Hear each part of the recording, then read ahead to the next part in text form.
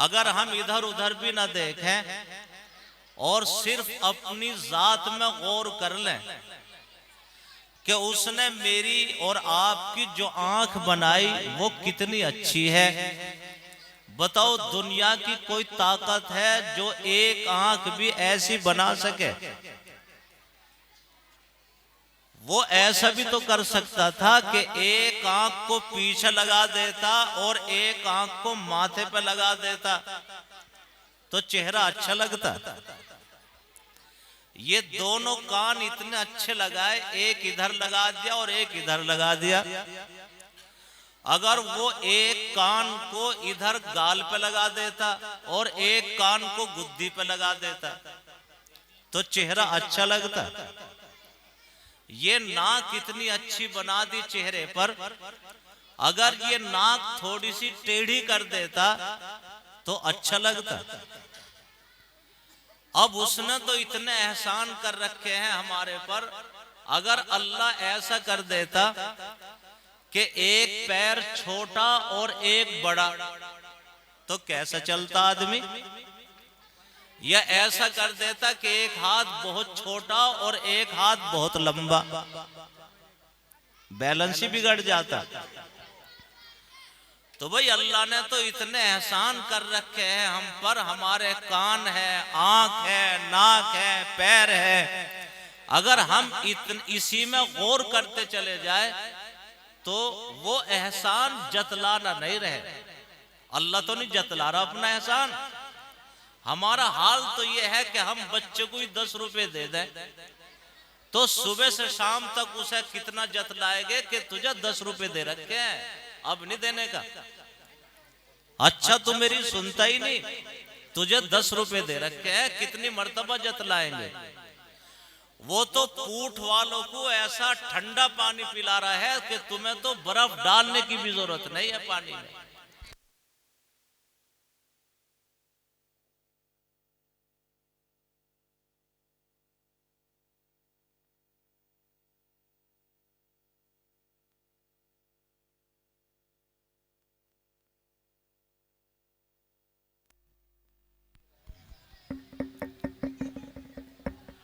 तो अल्लाह ने कितने बड़े एहसान कर रखे हैं। तुम्हें तो पानी भी इतना अच्छा दे दिया कि ऐसे पानी को तो लोग तरस रहे हैं। न तुम्हें बर्फ डालने की जरूरत और न फ्रिज में रखने की जरूरत। अल्लाह ने इतना बड़ा फ्रिज नीचे लगा दिया कि निकालते रहो और पीते रहो। उसने कभी नहीं जतलाया कि मैंने पूठ वालों तुम्हें ऐसा ठंडा पानी पिला दिया, उसने नहीं जतलाया कभी भी। तो भाई बस इतनी बात सुन लो, देखो अल्लाह मन्नान है, उसके इतने एहसान, कदम कदम पे इतने एहसान, वो जतला तो नहीं रहा एहसानों को। तो हम भी ऐसे ही बन जाए कि हम दूसरों पे एहसान करें लेकिन उन्हें जतलाए ना। अल्लाह ताला ने बहुत बड़ा इनाम तुम पर फरमाया कि ये पूरी बस्ती के लोगों को मदरसा दे दिया और इतनी खूबसूरत ईदगाह दे दी।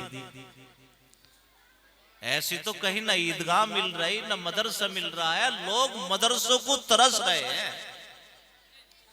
ये मदरसे की तो बरकत है जो ये इतनी बच्चियां इन्होंने कुरान पढ़ लिया और अल्लाह अल्लाह कह रही है। ये देखो याद रखो, जब तक ये मदरसे हैं तो सारी कायनात मौजूद है। इतना बड़ा एहसान है इन मदरसों का।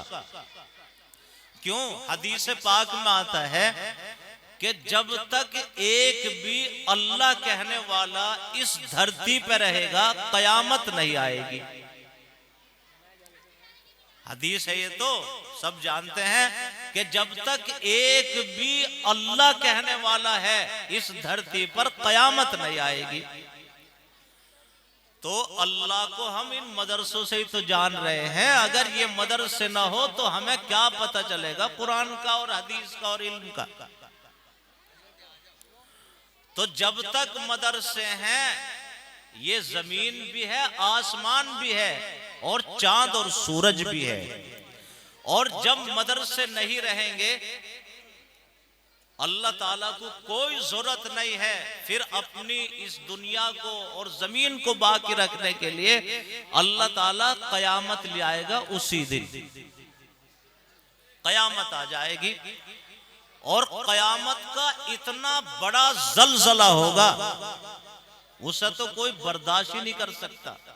वो अल्लाह की मार होगी। हदीस पाक में आता है कि जब कयामत आएगी तो कौन सा दिन होगा? जुमे का दिन होगा।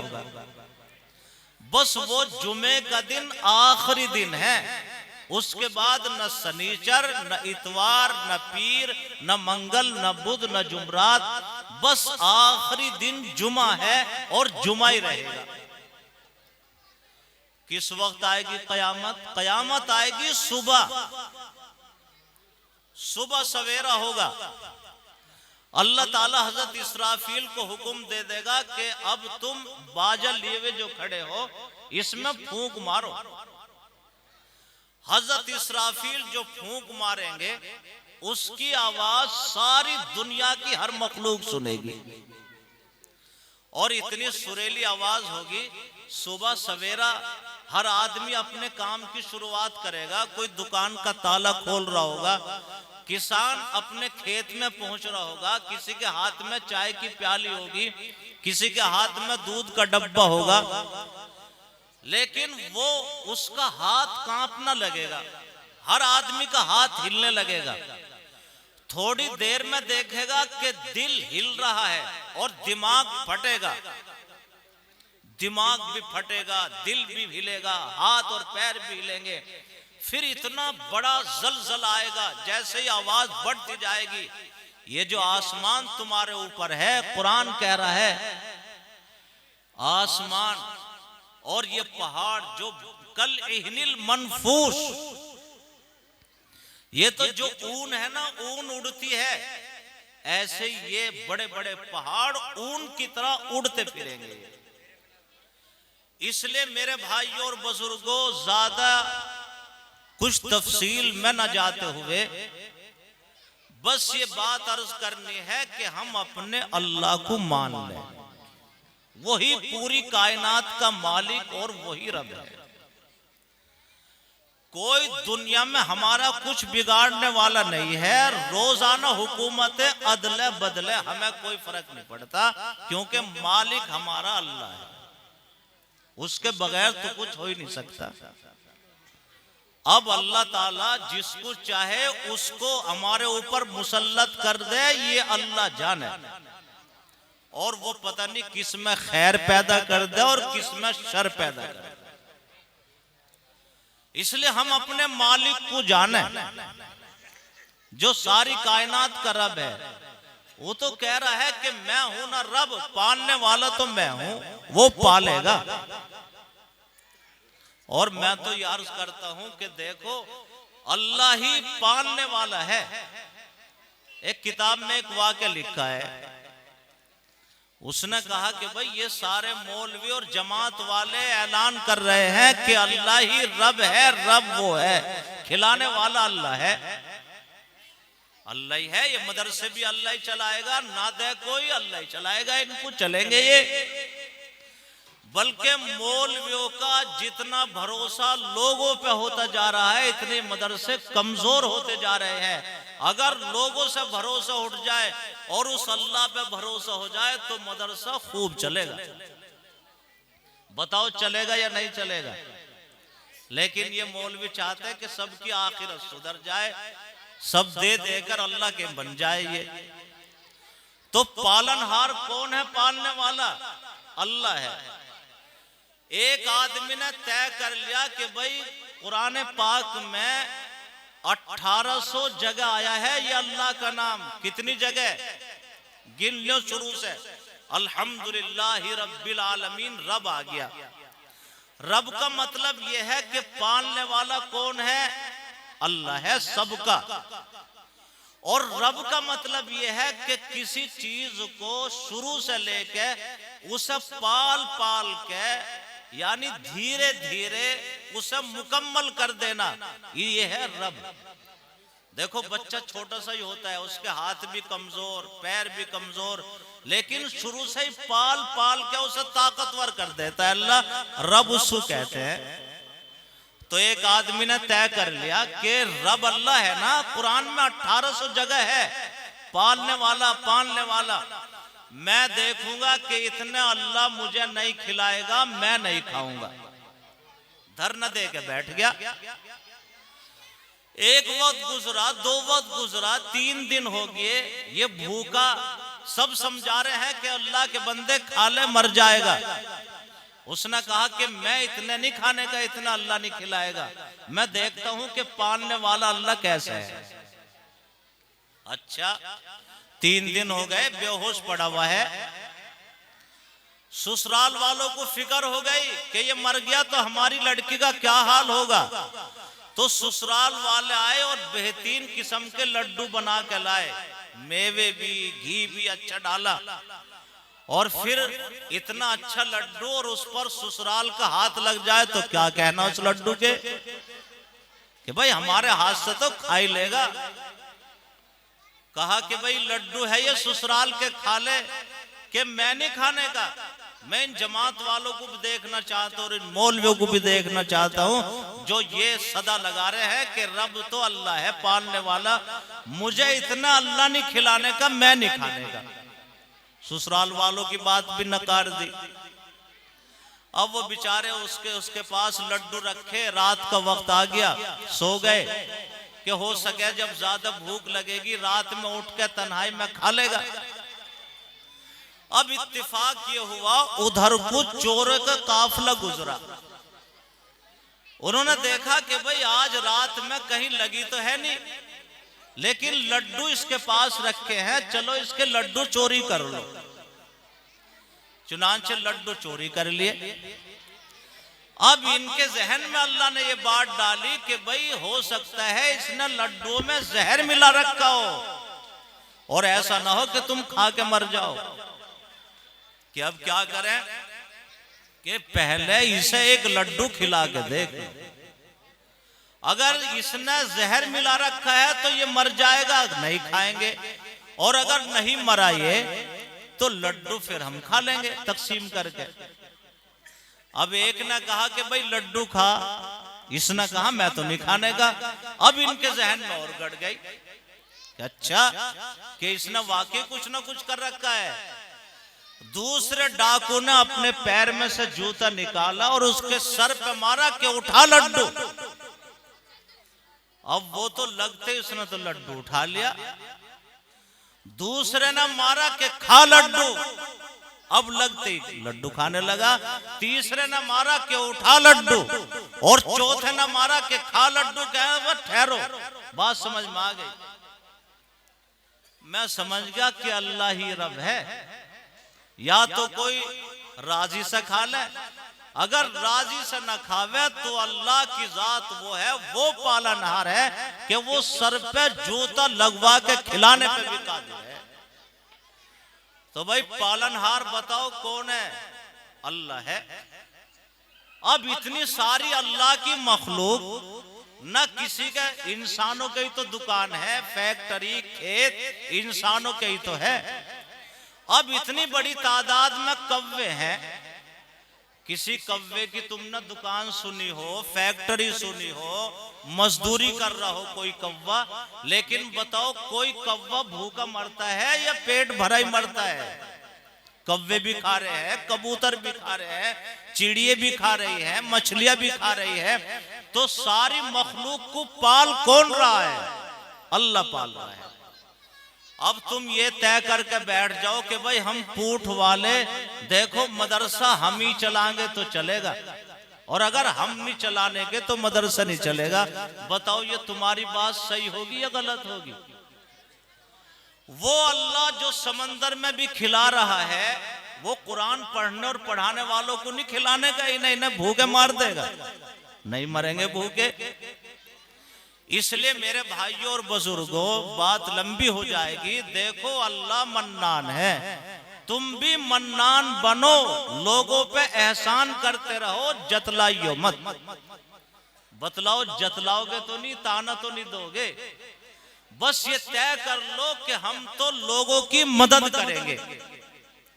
और एक बात कह के बात खत्म कर रहा हूं, अल्लाह सबका मालिक है या नहीं है? ये कुरान किसकी है? किसी इंसान की है? ईसाइयों ने इकट्ठा होकर लिख दिया हो ना, या मुसलमानों ने लिख दिया हो कुरान को, या नबी ने लिख दिया हो, या फरिश्तों ने? कुरान किसका है? ये अल्लाह का है या नहीं है? तो मुसलमान यूं न कहे कि ये कुरान हमारा ही है, ये तो हिंदुओं का भी है कुरान, गैर मुस्लिमों का भी है कुरान, क्योंकि गैर मुस्लिमों का अल्लाह उनका भी है, और ईसाइयों का भी है, और यहूदियों का भी है। इसलिए तुमने कुरान को इतना समेट दिया कि बस कुरान हमारा। हम कह रहे हैं कि जब अल्लाह सारे इंसानों का और सारी मखलूक का, तो कुरान भी सारे इंसानों का है। और जब सारे इंसानों ने अपना समझा तो बिगड़ते हुए सुधर गए।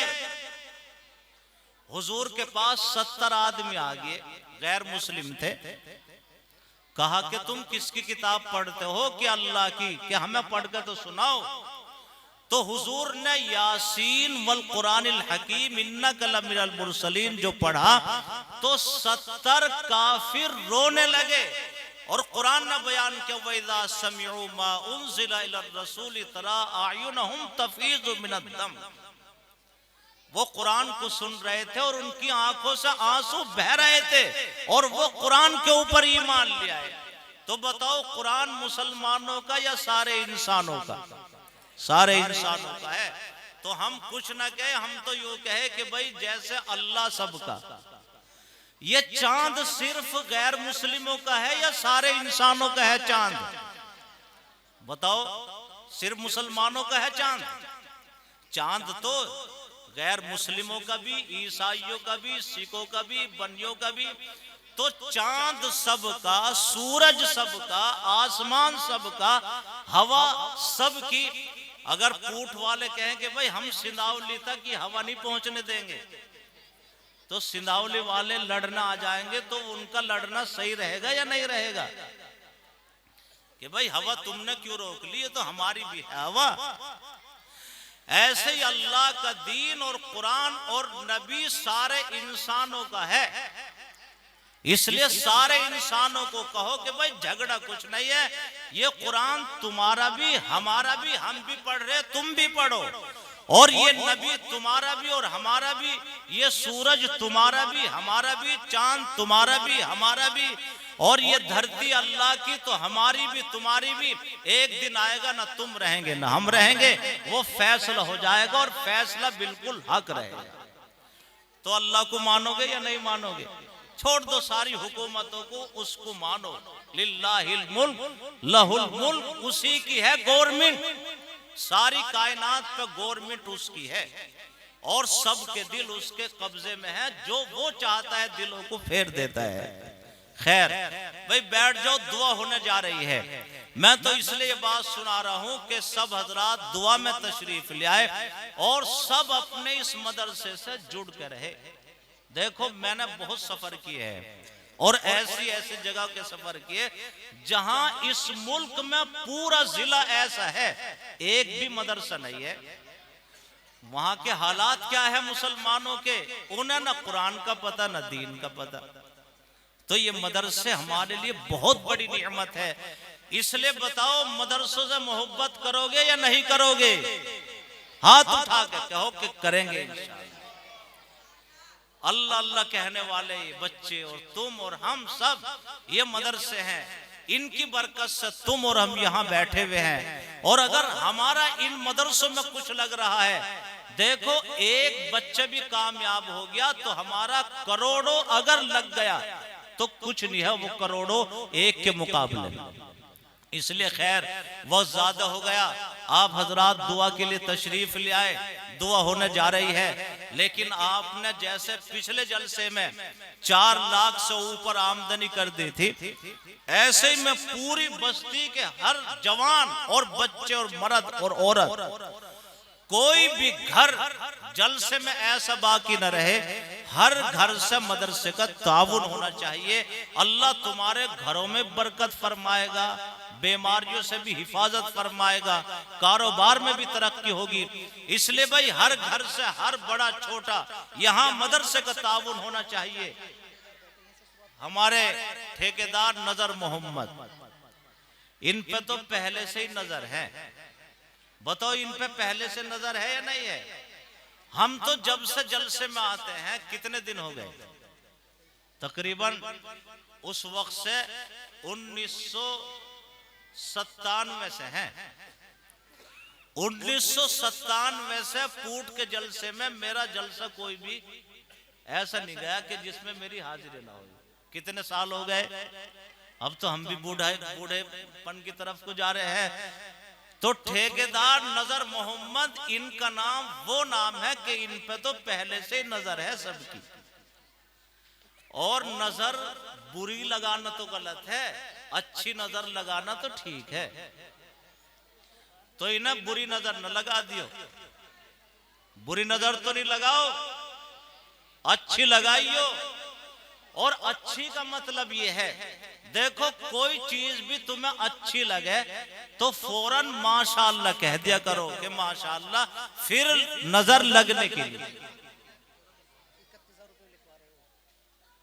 हमारे कहाँ है, अच्छा हाँ, हमारे ठेकेदार प्रधान जी भी, एक लफ्ज और बढ़ा दो इनके साथ प्रधान जी का।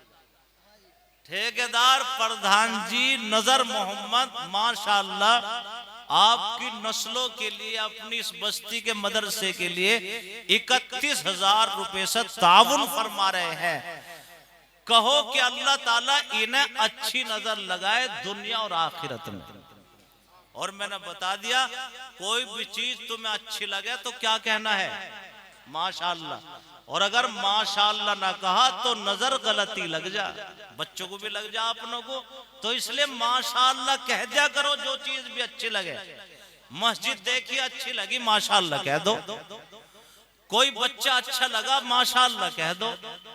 तो हर चीज पे क्या कहोगे, माशाअल्लाह। भाई मोहम्मद यूसुफ कहाँ है, अच्छा है नहीं। देखो ये ठेकेदार नजर मोहम्मद के पोते हैं, मोहम्मद यूसुफ, माशाअल्लाह उनकी तरफ से 21,000 रुपए हैं। ठेकेदार नजर मोहम्मद